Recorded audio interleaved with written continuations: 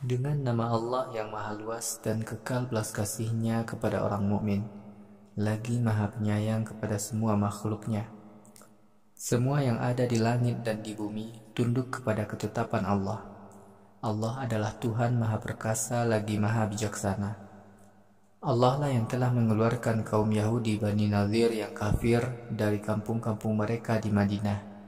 Wahai orang-orang mukmin, pertama kali kalian mengepung mereka, kalian menyangka bahwa kaum Yahudi Bani Nadir tidak akan keluar dari kampung mereka. Mereka pun menyangka bahwa benteng-benteng mereka dapat melindungi mereka dari azab Allah. Lalu Allah kirimkan para malaikat untuk menyerbu mereka dari arah yang tidak mereka perkirakan sama sekali. Allah memasukkan perasaan takut ke dalam hati mereka. Kemudian mereka menghancurkan rumah-rumah mereka dengan tangan mereka sendiri dan tangan orang-orang mukmin. Wahai orang-orang yang berpikir sehat, jadikanlah peristiwa itu sebagai pelajaran. Sekiranya orang-orang Yahudi Madinah tidak Allah tetapkan sebagai golongan yang terusir dari kampung halaman mereka, pasti Allah akan menimpakan azab yang hina kepada mereka di dunia. Sebab mereka itu telah mengkhianati perjanjian dengan Rasul dan orang-orang mukmin. Mereka kelak di akhirat juga akan mendapat siksa neraka. Begitulah ketetapan Allah bagi kaum Yahudi Bani Nazir, karena mereka telah durhaka kepada Allah dan Rasul-Nya. Siapa saja yang mendurhakai Allah dan Rasul-Nya, maka sungguh Allah maha keras azabnya di akhirat.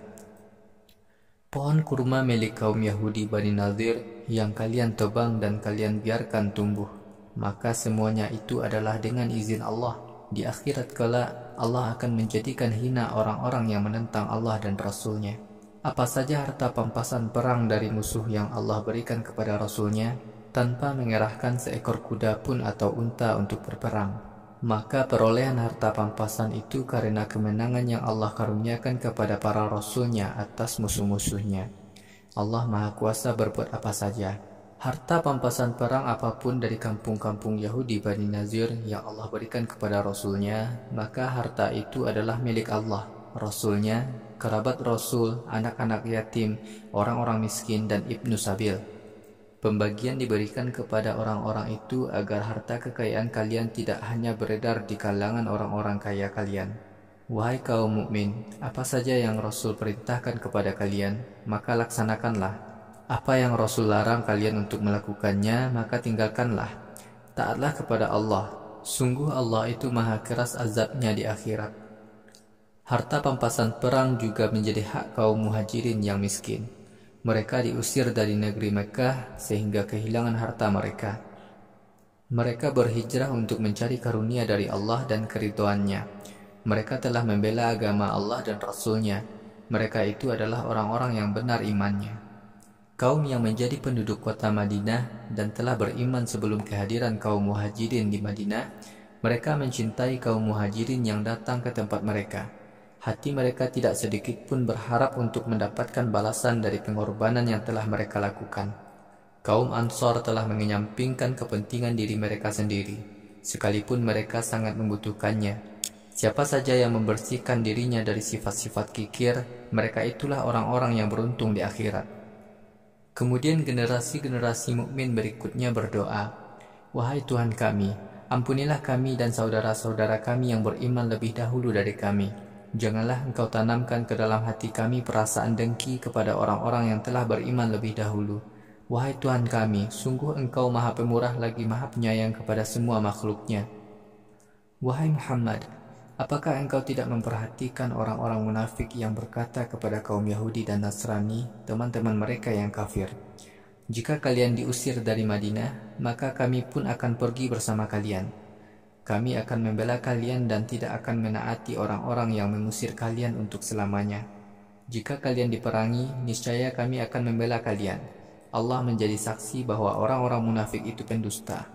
Ketika kaum Yahudi Bani Nadir diusir dari Madinah, ternyata orang-orang munafik tidak keluar bersama mereka. Sekiranya kaum Yahudi Bani Nadir itu diperangi, maka orang-orang munafik itu tidak akan membantunya. Jika orang-orang munafik membantu kaum Yahudi Bani Nadir, niscaya mereka akan lari terbirit-birit. Kemudian orang-orang munafik itu tidak akan mendapatkan seorang pun yang menolong mereka untuk menghadapi pasukan mukmin. Wahai kaum mukmin, Kalian lebih ditakuti oleh orang-orang munafik daripada Allah. Demikian itu karena orang-orang munafik adalah orang-orang yang tidak memahami beratnya azab Allah di akhirat. Orang-orang kafir Madinah tidaklah mau memerangi kalian semua di kota. Mereka hanya mau memerangi kalian di kampung-kampung yang berbenteng atau dari belakang pagar tembok. Permusuhan sesama orang kafir sangat hebat.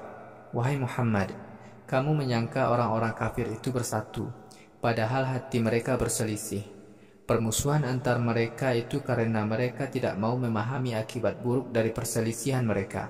Kaum Yahudi Bani Nazir dan orang-orang kafir sebelumnya sama-sama merasakan kerugian akibat pengkhianatan mereka kepada Rasulullah. Mereka akan mendapatkan azab yang sangat pedih di akhirat. Kaum munafik Madinah yang telah mendorong kaum Yahudi Bani Nazir menentang Rasulullah sama seperti ketika setan berkata kepada manusia, "Kafirlah kamu."